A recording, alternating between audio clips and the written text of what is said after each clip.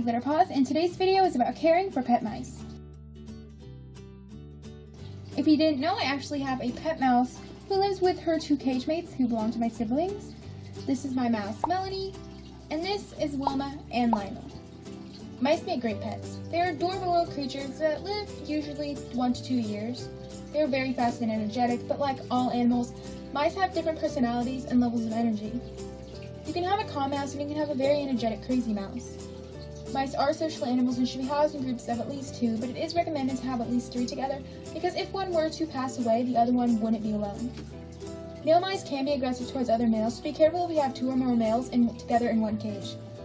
Female mice, however, do great with other females, and we all will know what will happen if you house a male and female together. I'm not going to get into all that today. I'm going to be covering the general care for pet mice. Mice are small creatures, but that doesn't mean that they can live comfortably in a tiny cage. I personally keep my mice in a glass aquarium tank, so you can too. The minimum size of tank for one mouse is 10 gallons. The more mice you have in a cage, the larger it needs to be. Or you can go with another option, which is the DIY bin cage. You could also use a wider small animal cage, but make sure that the bars aren't wider than 1/4 of an inch, because mice can squeeze through small spaces. Cages that are made for mice are often too small for multiple mice, so you could use one that is intended for a larger animal, but once again make sure that the bars are not too far apart. The minimum wire cage size for one mouse is 24 inches long by 12 inches wide, but once again make sure that it is bigger than that if you have more than one mouse in the cage. Be careful what you use as bedding or substrate in your mice or any animal's cage. For mice, you can use paper small animal bedding like Carefresh or KT Clean and Cozy, for example. Aspen is also an option, but don't use hardwood shavings like pine or cedar or any scented beddings. You'll need at least about 1 to 2 inches of your chosen bedding to the cage. You might want to add a little extra in areas you think your mice will like to burrow. And don't worry about making the bedding even and flat because the mice will just move it around to however they want it, as you can see. First thing that mice need in their cage is a food dish. I personally recommend a ceramic food bowl because mice might tip it over if it is one that is plastic like this one, whereas the ceramic ones are too heavy for them to move or knock over. The next thing that mice need in their cage is a water bottle. Mice don't drink a lot of water, so one of the small ones will work just fine. Mice are prey animals and like to hide in areas if they feel safe. You will need to have some sort of hide or hides in your mouse's cage. You can buy small animal hides at pet stores. You can also make a hide for your mouse out of a box, a plastic container, or wood. Make sure that the hide or hides are big enough so that if you have more than one mouse, they can all fit in there together if they wanted to. Mice will also need a wheel in their cage for some exercise. Most mice like using a wheel, and you can actually have a couple of options for a wheel. Your first option is a traditional rodent wheel like this one. Just remember that the ones with holes in them are dangerous. They can give your mouse bumblefoot, which is very painful, as well as broken feet. When purchasing a wheel, you have to take into consideration that a mouse's tail is longer than their body. When given the option of a small and medium wheel, you should probably go with the medium because it is definitely bigger than the mouse, so the mouse would be able to run comfortably on it. If you have more than one mouse, a small wheel can get very crowded if they were to use it at the same time.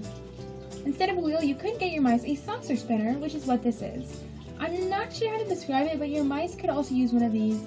My mice actually like to sleep under it, and you can have both in their cage if there's room, and I would recommend doing this if you have a group of mice in one cage.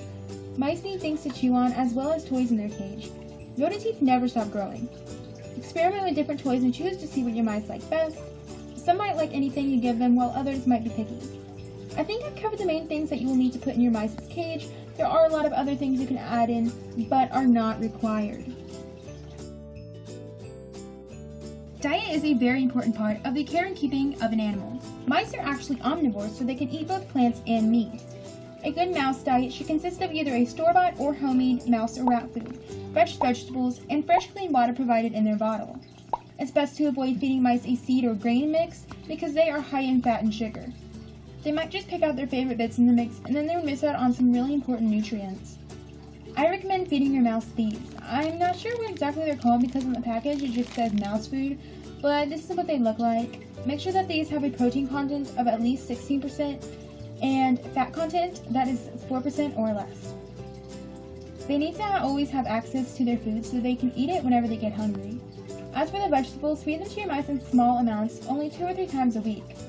For treats, you can give your mice store-bought mouse treats, fruits and vegetables, and certain kinds of meat. There are other things, but don't feed your mice peanuts, corn, cabbage, onions, chocolate, rhubarb, raw potatoes, candy, or any unhealthy human snack. Don't feed your mouse anything that you aren't 100% sure is safe to them. Mice are small and quick animals and can be difficult to handle. Some mice might be easier than others. In picking up mice, you have to be careful as mice are fragile creatures and you could easily hurt them by picking them up incorrectly.